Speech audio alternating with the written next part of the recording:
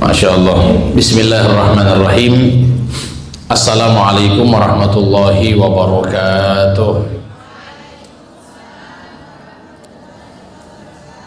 Alhamdulillah, wassalatu wassalamu ala rasulillah sayyidina wa habibina Muhammad ibn Abdullah wa ala alihi wa sahbihi wa mawalah. Allahumma salli wa sallim ala sayyidina Muhammad wa ala alihi wa sahbihi wa sallim tasliman katsira wa ba'du. Subhanaka la ilma lana illa ma 'allamtana innaka antal alimul hakim. Rabbi shrah li sadri wa yassir li amri wa hlul 'uqdatam min lisani yafqahu qawli wa hdi qalbi wa saddid lisani bihaqqi sayyidi wa habibi Muhammadin sallallahu alaihi wasallam. Masya Allah, waktu ini sebenarnya waktu-waktu bismika Allahumma ahya wa bismika amut, lebih dekat ke situ. Yang kami hormati guru kita bersama Al-Habib Muhammad Bagir bin Syekh Habib Bakar bin Salim hafizahullah ta'ala wa ra'ah. Doakan beliau sehat, afiat, panjang umur, segala urusan beliau dimudahkan oleh Allah. Kami hormati Bapak Wali Kota Gorontalo, Bapak Wali Kota Ternate, dan juga Bapak Wakil Wali Kota yang hadir bersama-sama. Masya Allah, kita sapa dengan ta'zim Bapak Wali Kota Ternate, Bapak Dr. Haji Muhammad Tauhid Sulaiman MSI beserta Ibu. Ibu hadir juga berarti? Oh, nggak hadir. Juga yang kami hormati Bapak Wakil Wali Kota Ternate, Bapak Nasri Abu Bakar. Masya Allah. Terima kasih Bapak Wali Kota dan Bapak Wakil.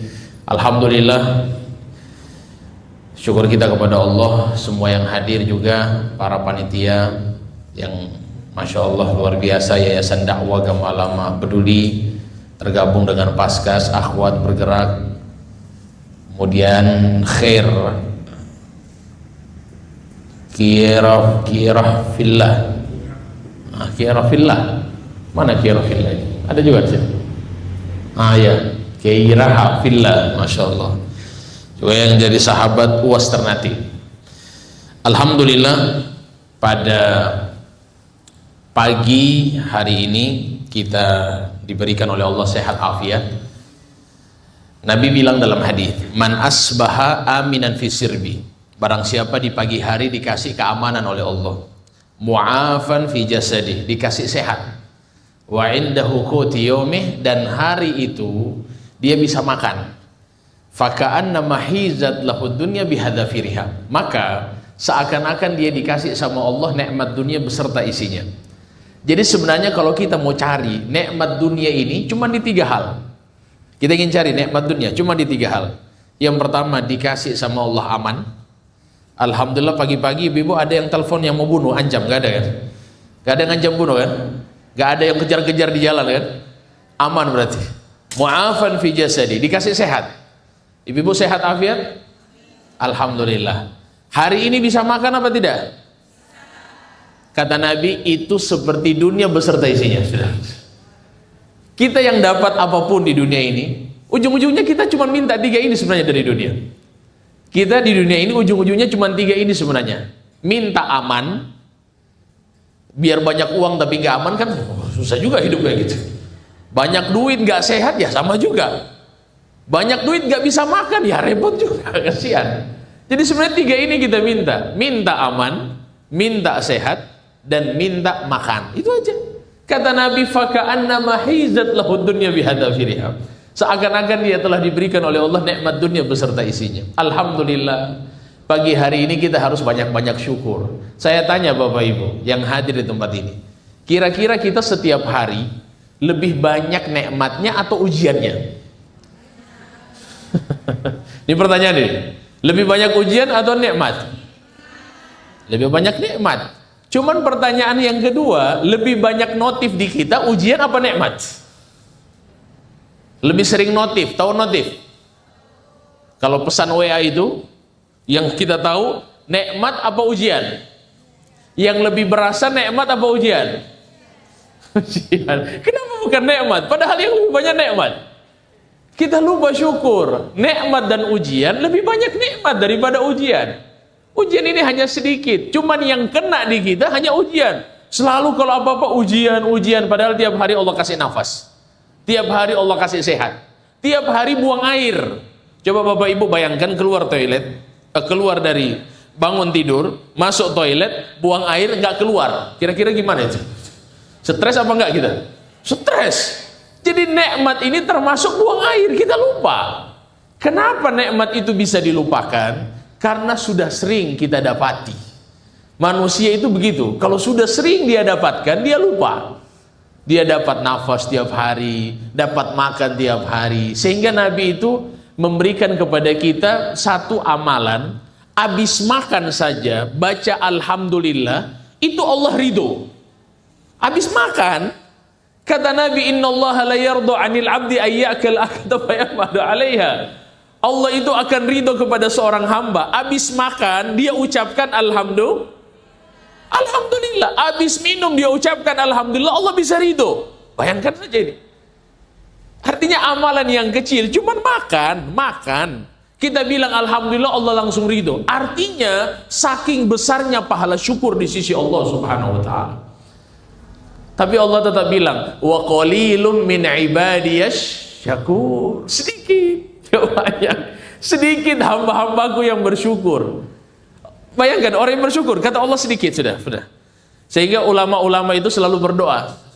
Mereka, salah satu doa mereka, Allahumma ja'alna minal qalil. Ya Allah, jadikan kami yang sedikit itu, yang bersyukur kepada Allah yang sedikit itu. Jadikan kami orang-orang itu. Sehingga sekarang kita tugas ini Bapak Ibu, syukur yang banyak.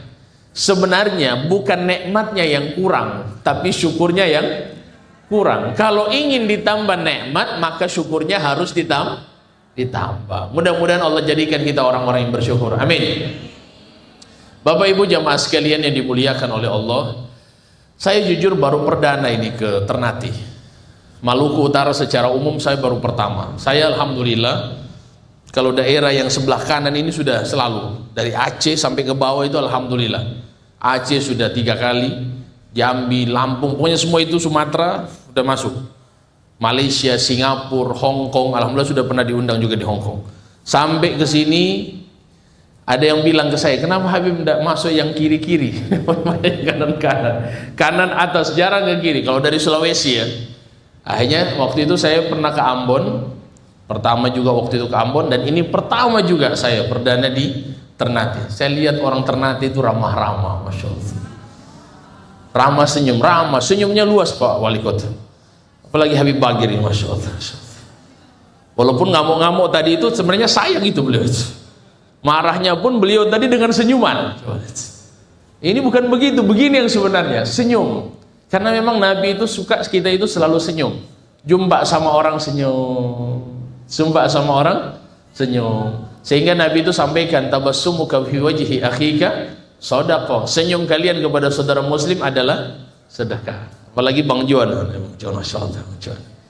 Ini kawan kami, sahabat kami yang ada di Ternate. Wasilah kami bisa ke sini. Jadi alhamdulillah senyuman ini penting. Kami dulu belajar di Timur Tengah sama Habib Bagir, tapi Habib Bagir ini senior kami jauh. Agak kelas kami jauh, beliau guru kami.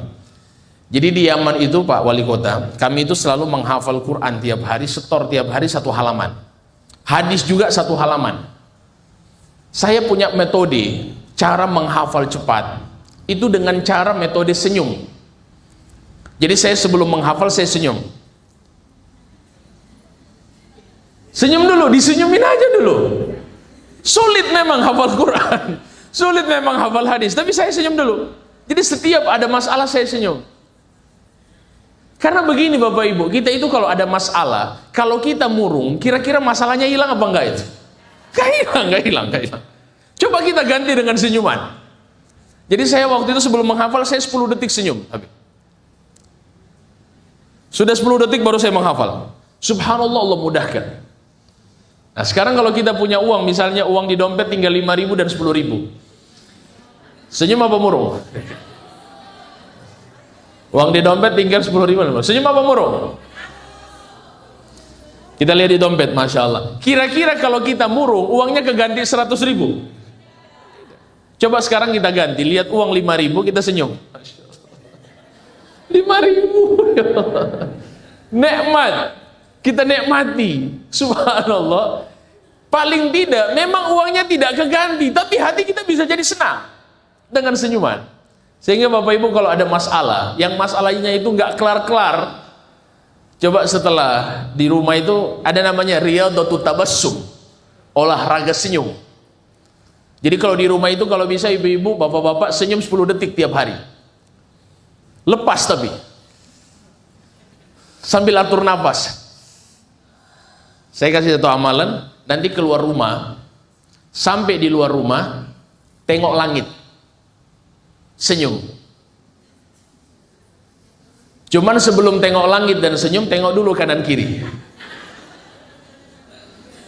Jadi pastikan dulu. Soalnya ada yang waktu itu pas keluar rumah, tengok langit senyum, birmannya dilihat, birmannya lihat apa deh. Kata birmannya, tetangganya, besar sekali masalah dia dilihatnya. Karena senyum-senyum ngarep lagi.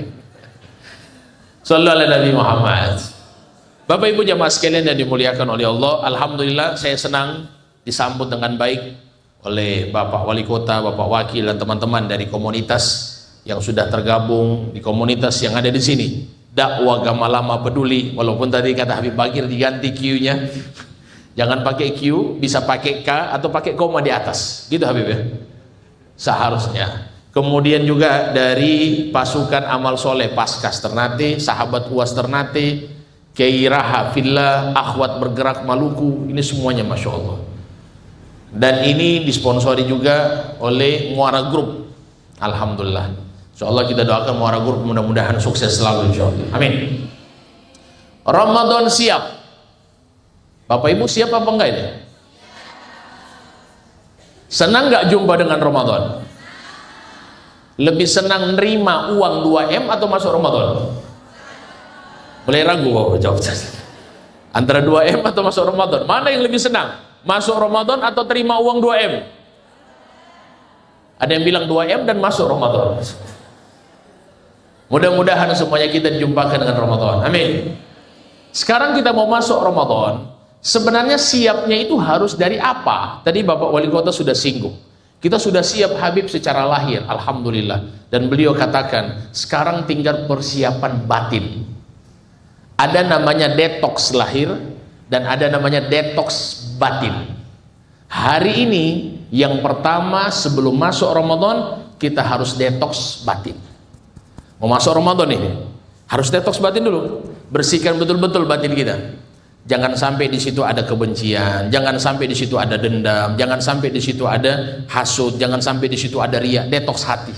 Nabi bilang dalam hadis, ala inna fil jasadi mudghah. Dalam diri kita itu ada segumpal daging. Idza sholahat, kalau baik daging ini, sholahal jasadu kullu, semuanya ikut baik.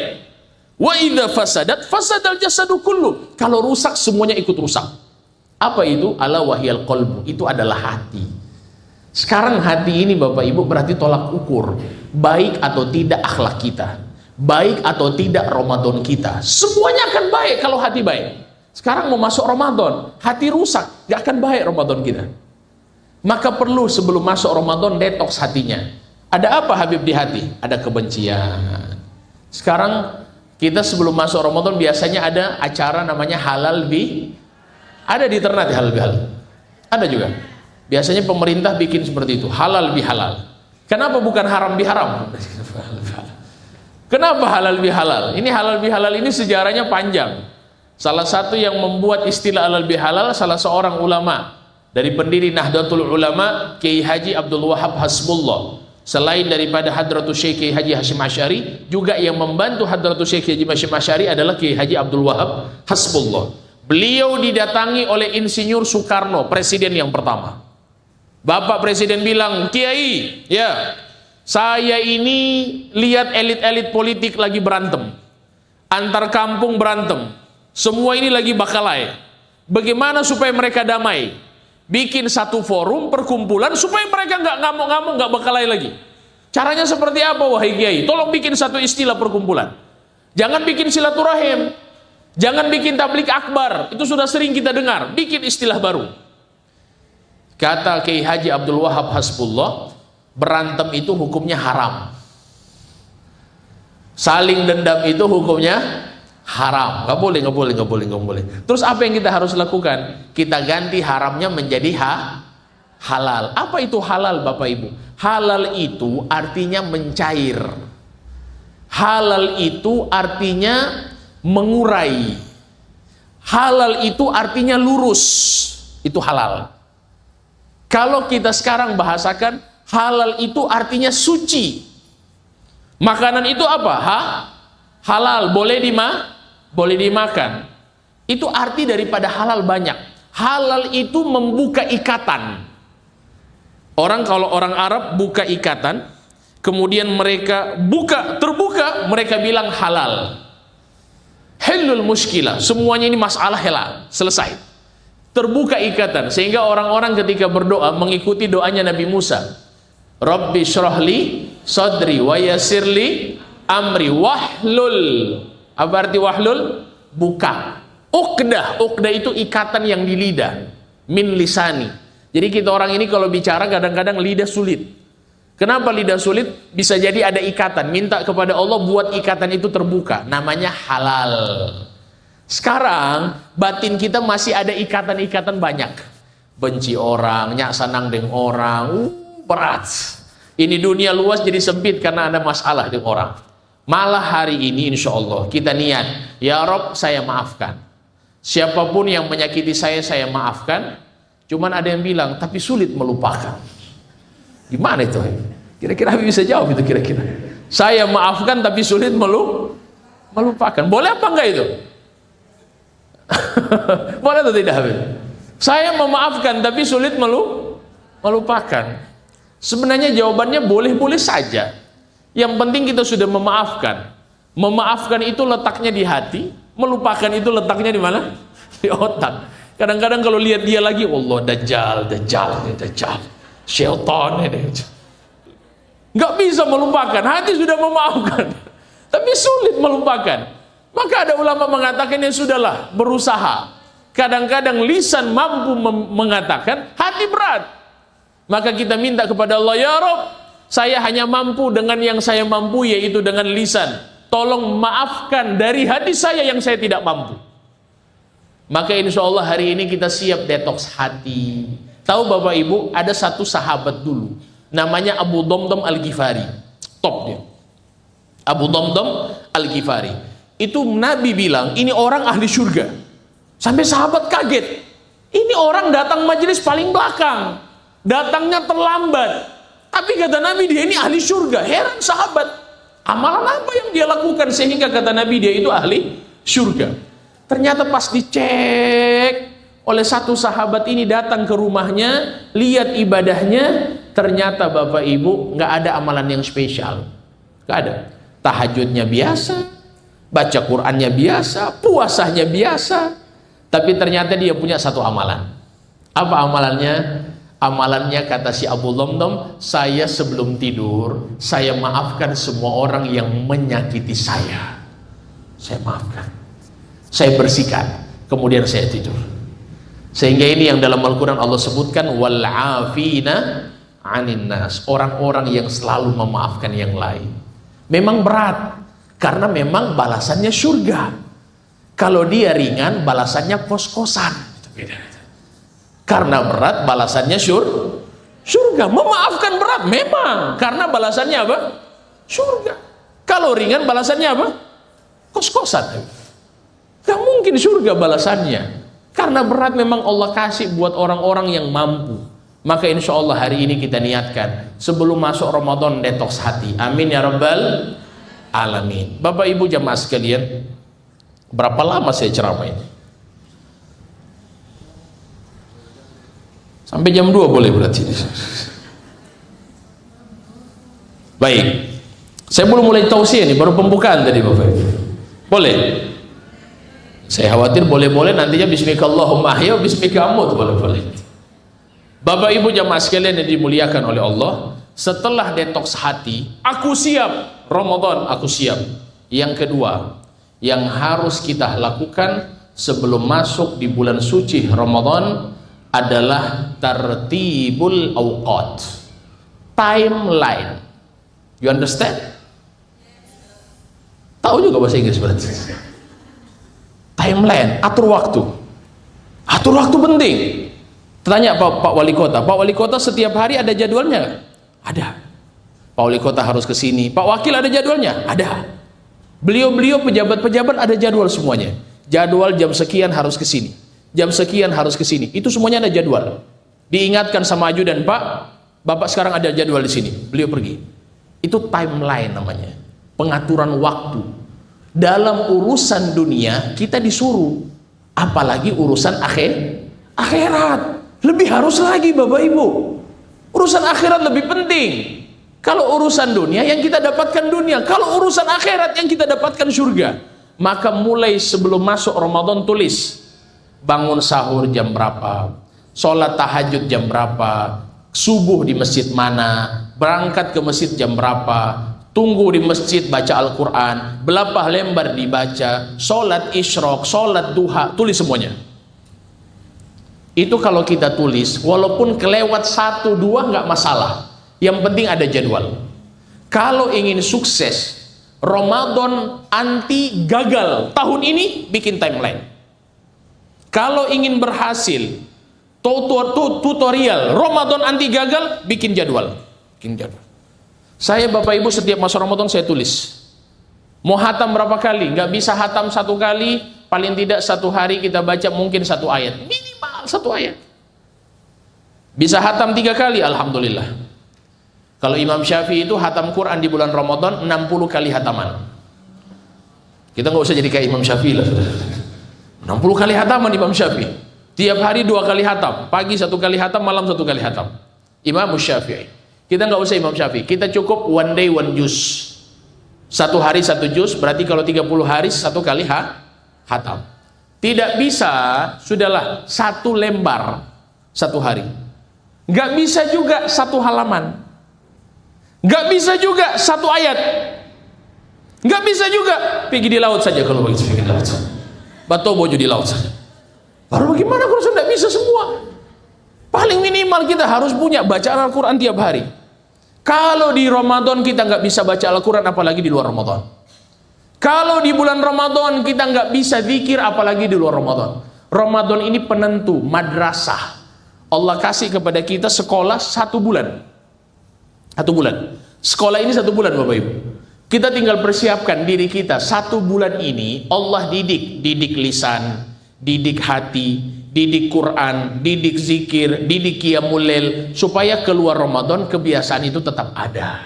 Itu tujuannya, karena Allah berfirman la'allakum tattaqun, supaya menjadi insan yang bertakwa. Bapak Ibu jamaah sekalian, setelah timeline kita sudah atur, yang ketiga, ingin Ramadan kita sukses, tutorial anti gagal di bulan Ramadan adalah pelajari fikih Ramadan. Ini Habib Bagir ahlinya. Fikih Ramadan. Ini sekarang orang-orang nggak tahu sekarang masalah fikih Ramadan. Bingung juga manusia sekarang. Ditanya sunnah Ramadan, nggak tahu. Fikih Ramadan, masalah sunnah, masalah wajib yang membatalkan, ini harus ditahu semuanya. Sekarang kita mulai, misalnya dari yang membatalkan itu ada 2. Membatalkan ada 2. Ada yang membatalkan puasanya sendiri, dan ada yang membatalkan pahala puasa. Harus tahu. Jangan sampai kita puasa secara hukum sah, tapi pahalanya nggak dapat. Kan sayang.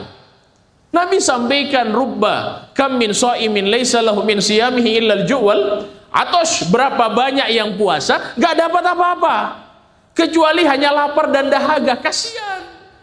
Sudah puasa tahan haus, wajahnya wajah-wajah orang soleh, astagfirullah.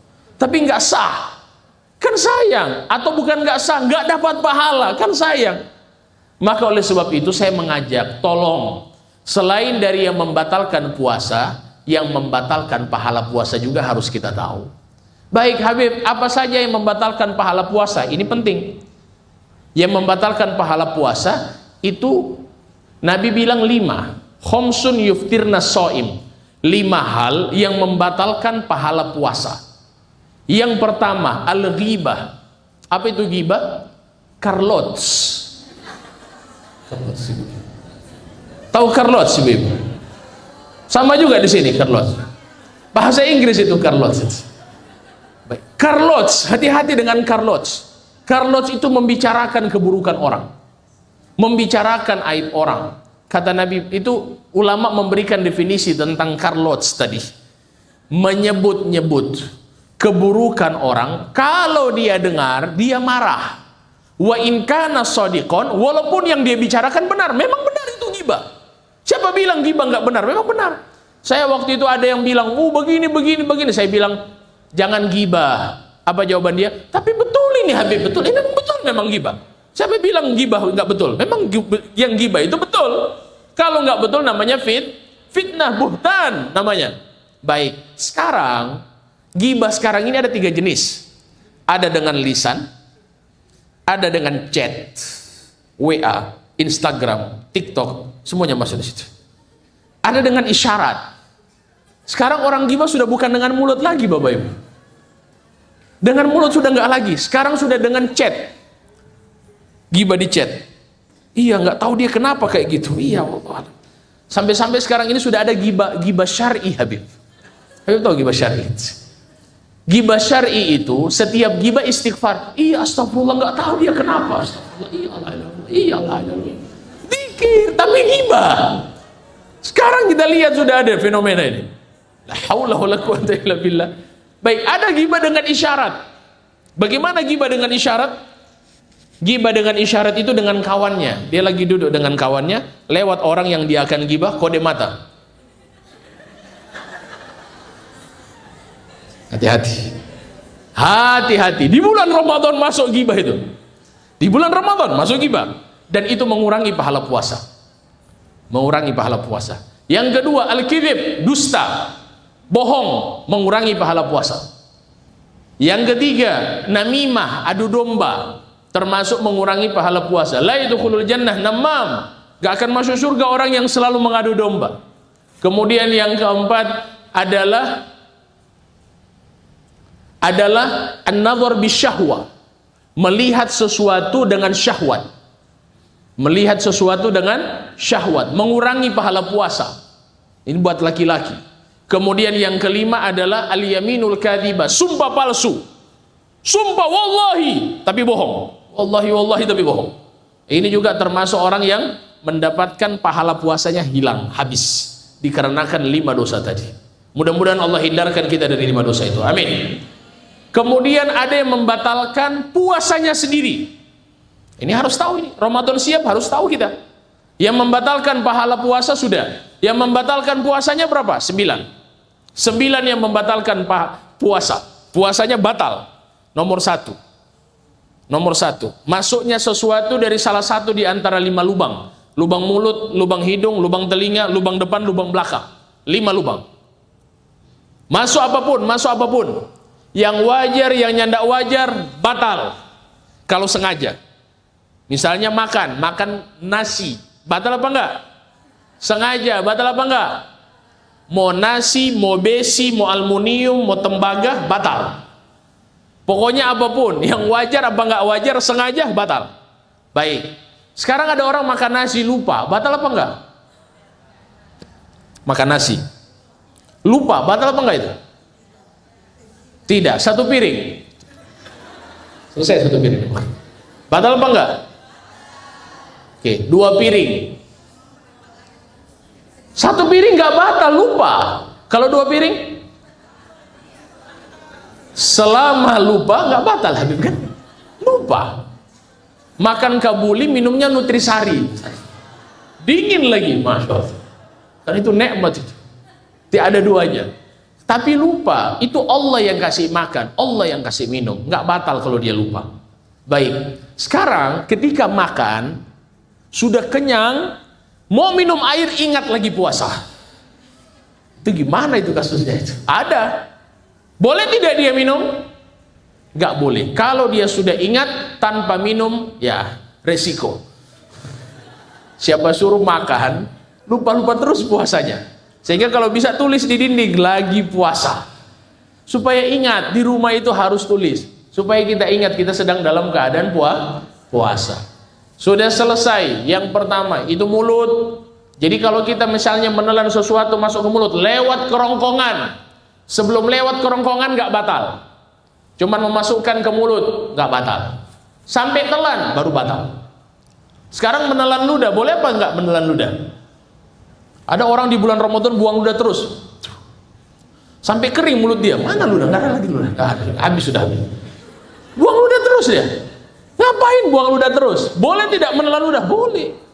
Ulama mengatakan menelan ludah hukumnya boleh dengan 3 syarat. Syarat yang pertama, menelan ludah harus murni ludah. Harus murni. Gak boleh ludah yang campur dengan nutrisari dingin, gak boleh, harus murni ludah. Harus murni ludah yang pertama. Syarat, jadi ini apalagi ludah yang campur dengan kuah asam, harus murni ludah yang dia telan. Yang kedua, harus ludahnya sendiri, bukan ludah orang lain. Iya, harus ludahnya sendiri, bukan ludah orang lain. Misalnya cium anak, ludahnya bercampur, bahaya. Sehingga kenapa ulama-ulama itu memakruhkan, mohon maaf, suami istri ciuman di siang hari. Bukan masalah syahwat dan lain-lain, itu memang iya. Tapi terkadang bisa jadi pemindahan ludah. Dan ludah itu bercampur dengan ludah orang lain dan dia telan, batal puasanya. Ini masalah hukum, kita harus jelaskan. Kemudian syarat yang ketiga, tidak lewat dari mulut. Kalau ludah yang selalu keluar dari batasan bibir, kemudian itu yang dia telan, batal. Misalnya ada orang, kita nggak tahu, dia kebiasaan kumpul ludah di gelas misalnya. Dia ludah baru dia minum, Masya Allah. Ini ajaib juga manusia model begitu. Jadi kebiasaan buruk sebenarnya. Atau misalnya dia sering menghayal. Ada orang yang menghayal. Jadi pas jangan menghayal atau tusuk benang di jarum, jabe mulu jaga tabuka. Jatuh. Kemudian dia tarik. Ludah itu yang dia telan, batal. Ini harus kita tahu ini, jangan sampai nanti masuk Ramadan baru tanya hukum. Ini sekarang masalahnya pengajian-pengajian. Masuk hari ke-27 Ramadan, tanya, Ustadz, boleh tidak hukum puasa orang mencicipi makanan? Nanti semalam 27 baru ditanya ini masalah mencicipi makanan. Kenapa nggak dari awal? Maka fikih ini harus sebelum Ramadan. Sebagaimana orang sebelum umroh ada namanya manasik umroh. Orang sebelum haji ada namanya manasik haji. Bukan nanti ada orang pas umroh tahu, bagaimana manasik Ustaz, bagaimana ini? Sudah tahu baru manasik? Gak mungkin. Nanti sudah jalan baru manasik, gak mungkin. Sebelum jalan harus manasik. Baik, masuk ke hidung juga batal, ke telinga batal, ke kemaluan. Baik, ke lubang telinga itu batasannya jari kelingking kata para ulama. Lewat dari jari kelingking batal, katanbat termasuk. Sebagian ulama mengatakan nggak batal. Kenapa? Karena lubang telinga nggak sampai ke jauh. Ini rongga namanya, jauh. Selama nggak masuk ke jauh aman. Yang masuk ke jauh mana saja? Mulut, hidung, lubang depan, lubang belakang. Itu yang ke jauh. Jauh itu rongga. Mulut sambung nggak sampai ke rongga? Sambung. Hidung sambung nggak sampai ke rongga? Kemaluan sambung nggak sampai ke rongga? Lubang dubur sama juga. Ternyata telinga kata kedokteran yang sebagiannya mengatakan nggak nyambung, sehingga kalau telinga nggak batal sebagian dari mereka. Tapi kalau kita hati-hati lebih baik hindari. Kalau pakai cotton bud nanti sudah buka puasa, pakai 10 satu kali nggak apa-apa 10 itu. Kalau memang sudah gatal tahan dulu. Pakai jari kelingking boleh. Itu yang pertama. Ini yang pertama juga masalah kemaluan. Mohon maaf ibu-ibu, mohon maaf, ini ilmu saya harus sampaikan. Ketika cebok, khusus perempuan, ketika cebok itu pakai perut jari. Ketika ibu-ibu cebok dengan ujung jari, memasukkan jari ke dalam kemaluan, batal puasanya. Terus bagaimana ujung-ujung jari?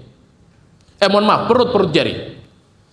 Perut jari ini walaupun tenggelam di kemaluan nggak ada masalah. Yang menjadi masalah ujung jarinya. Nggak boleh dibengkokkan, kalau tidak batal. Kemudian lubang dubur, nggak ada memasukkan jari ke lubang dubur saat puasa. Memang kadang-kadang orang tua kita, mohon maaf, seringkali memasukkan jari ke lubang dubur, karena mereka yang memahami istinja seperti itu. Padahal tidak ada kewajiban sampai memasukkan jari ke dalam lubang dubur. Sebagian memasukkan jari, padahal tidak ada kewajiban. Dari 4 mazhab nggak ada. Yang wajib itu hanya apa? Perut jari. Sampai bersih yang anggota luar, sampai masuk ke dalam lubang dubur, tapi perut jari nggak perlu memasukkan jari, maka itu sudah bersih. Gak perlu memasukkan. Kalau dimasukkan saat puasa, batal. Oke, ini penting. Oke, yang kedua, yang membatalkan puasa muntah dengan sengaja. Muntah tidak sengaja nggak batal. Soalnya muntah sengaja, muntah batal. Tapi kalau dia muntah nggak sengaja, nggak batal. Tapi dengan syarat, nggak boleh telan ludah sebelum muntahnya dibersihkan. Sebagian orang muntah, dia nggak sengaja, nggak batal. Tapi dia telan ludah, batal. Kenapa bisa batal? Sebelum dicuci soalnya. Karena ada najis. Najis itu kembali lagi ke hukum menelan ludah, harus murni ludah. Jadi ambil air dulu, kumur-kumur. Oke, buang. Membersihkan najis. Setelah itu boleh telan ludah. Yang ketiga, yang membatalkan puasa adalah jima. Dengan sengaja dan ingat. Kalau lupa, nggak batal. Yang keempat, mengeluarkan mani dengan sengaja, batal puasa. Yang kelima, saya kasih cepat supaya setelah itu kita sharing session, masuk kepada waktu tanya jawab. Yang kelima, yang membatalkan puasa itu adalah haid, keluar darah haid. Orang kalau haid batal puasanya. Haid batal puasa. Walaupun tinggal 5 menit ini. Sudah mau buka puasa sudah di asyhadu an la ilaha illallah, keluar darah haid. Batal enggak itu? Batal. Ada yang pura-pura, kamu haid? Enggak, belum haid belum. Kalau sudah keluar, batal. Allah tahu walaupun manusia enggak tahu. Ibu-ibu harus langsung batalkan, setelah Ramadan wajib diganti. Puasanya batal saat itu, tapi pahala Allah tetap berikan. Allah tidak zalim. Baik. Kemudian yang berikutnya nifas. Yang keenam, yang membatalkan puasa darah nifas. Darah yang keluar pasca melahirkan. Yang ketujuh adalah melahirkan. Melahirkan batal. Oh, ada tidak orang yang melahirkan tanpa keluar darah? Ada. Siapa itu? Sayyidah Fatimah Zahra binti Rasulullah SAW. Ketika beliau melahirkan Sayyidina Al-Hasan dan Husain, itu sama sekali tidak ada darah. Suci mereka berdua. Radhiyallahu ta'ala anhum wa ardhahum. Jadi itu melahirkan tanpa keluar nafas. Yang kedelapan, yang membatalkan puasa adalah hilang akal. Hilang akal batal. Hilang akal itu ada 3 jenis. Ada gila, ada pingsan, ada tidur. Orang kalau gila, walaupun gilanya sebentar, cuman rabu-rabu begitu. Jadi dia gila, 1 menit langsung sadar ulang.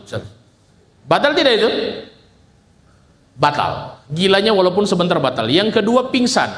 Kalau dia pingsan masih sempat sadar sedikit, maka puasanya sah. Contoh, dia pingsan sebelum subuh. Oke.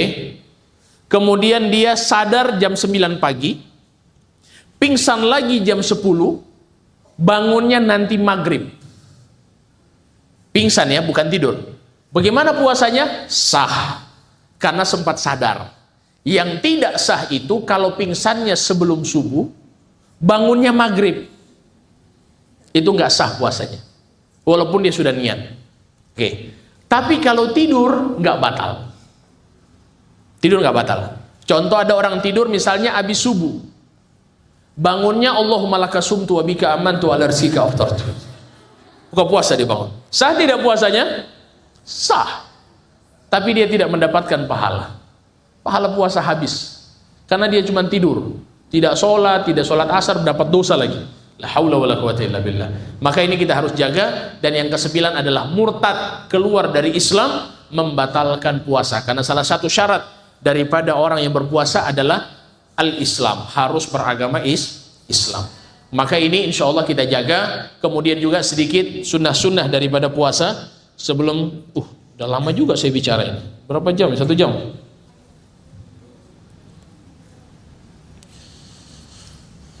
Masih boleh ya, 2 menit, 3 menit. Terakhir, setelah itu kita sharing. Sunnah-sunnah dalam puasa yang harus kita jaga mengenai masalah nomor 1 adalah takhirus suhur. Mengakhirkan waktu sahur, itu penting.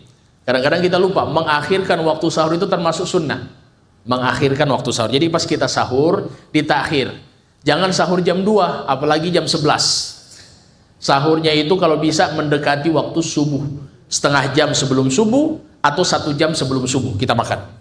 Sahur, sunnah. Kemudian yang kedua adalah menyegerakan buka puasa. Pas masuk waktu, buka puasa. Tapi ingat, masuk waktu, bukan masuk adzan. Ini banyak kasus. Di beberapa daerah, adzannya sudah berkumandang, tapi ternyata waktunya belum masuk. Ternyata orang yang di masjid hanya berpatokan dengan radio, tidak berpatokan dengan jam. Jadi kalau Bapak Ibu bisa di rumah itu ada jadwal imsakiyah, atau di handphone ada jadwal imsakiyah. Ketika dengar adzan, lihat jam. Jadwal, hari ini tanggal berapa? 1 Ramadan. Waktu buka puasa jam 18 lewat 50 menit. Nah, sudah pas sesuai dengan adzan, buka. Kalau tidak sesuai, jangan dulu. Jadwal imsakiyah menjadi rujukan, bukan adzan, apalagi radio. Oke? Kemudian berikutnya adalah buka puasa. Ini penting, terakhir. Buka puasa itu Bapak Ibu, sebenarnya buka puasa itu baca doa dulu, terus makan, atau makan dulu terus baca doa. Mana yang betul kira-kira?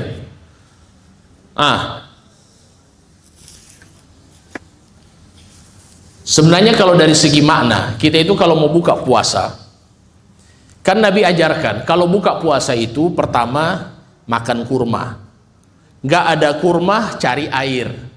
Nggak ada air, cari yang manis yang tidak disentuh oleh api. Nggak ada itu, baru masuk yang terakhir. Masuk di situ pisang goreng, lalampa, dada apa namanya sini, lalampa dengan apa di sini? Dalampa, ya, lalampa. Kalau di Gorontalo namanya lalampa. Di sini apa namanya? Dalampa. Oh sama. Saya dari mana tadi kemarin? Dari daerah Tidore. Tidore namanya Dalampa. Saya nggak tahu betul apa tidak. Iya, Dalampa, daerah Tidore. Tapi kalau di sini Lalampa ya. Baik. Jadi kita buka puasa itu ibu-ibu begini, paling pas. Pas masuk waktu buka puasa, kita baca bismillah, baca doa makan sebagaimana umumnya. Kita baca boleh Allahumma barik lana fima razaqtana wa qina adzabannar, atau Allahumma barik lana warzuqna khairan minhu. Kita misalnya ada kurma, makan kurma, bismillah, buang kurma. Nanti saya kasih praktek, saya dapat sanad cara buang biji kurma, cara makan kurma. Cuman kurma tidak ada ini, cuma ada kue balapis ini, ada lagi kurma sih. Kalau ada kurma saya bisa praktek, makan kurma, keluarkan biji kurma, ada 2 cara, begini atau begini. Setelah kita makan kurma, kita buang, kita minum air, bismillah. Habis itu kita baca Allahumma laka sumtu wa bika amantu wa ala rizkika aftartu dhahabat dhama wabtallatil uruq wa thabatal ajru insyaallah. Kita baca itu setelah makan dan mie, tapi baru kurma dan air putih, bukan bubur ayam. Yang bubur ayam harus. Bubur ayam nanti habis baca Allahumma laka sumtu. Jadi yang ringan-ringan kurma, minum air, atau cuman minum air saja, kemudian baca Allahumma laka sumtu wa bika amantu. Itu yang paling pas dari makna. Karena kalau Allahumma laka sumtu kita baca sebelum kita makan dan minum, nggak sinkron dengan arti. Saya kasih contoh. Apa arti Allahumma laka sumtu? Ya Allah, karenamu aku telah berpuasa. Itu fi'il madhi, bukan fi'il mudhari'. Fi'il madhi itu kata kerja lampau, sudah berlalu. Wa ala rizkika aftartu, dan atas rezekimu aku telah berbuka. Berarti sudah berbuka dong. Masih belum yakin, ditambah lagi doa sama Nabi, dhahabad dhama'u, telah hilang rasa haus. Telah hilang rasa haus. Berarti kalau telah hilang rasa haus, so minum atau belum minum? Sudah. Masa dia bilang sebelum buka puasa telah hilang rasa haus? Ini air belum dia minum. Belum minum. Bagaimana telah hilang rasa haus kalau air belum dia minum? Nggak connect dengan makna. Sehingga ulama mengatakan paling cocok itu dibaca setelah berbuka, ba'dal iftar. Sehingga ke orang-orang Arab, coba kita lihat kalau berbuka, Masuk adzan, Allahu Akbar, bismillah. Saya buka ya. Aus juga, aus minum. Cara minum air ada dua. Nomor satu, bismillah. Alhamdulillah, bismillah. Alhamdulillah, bismillah. Alhamdulillah. Atau bismillah.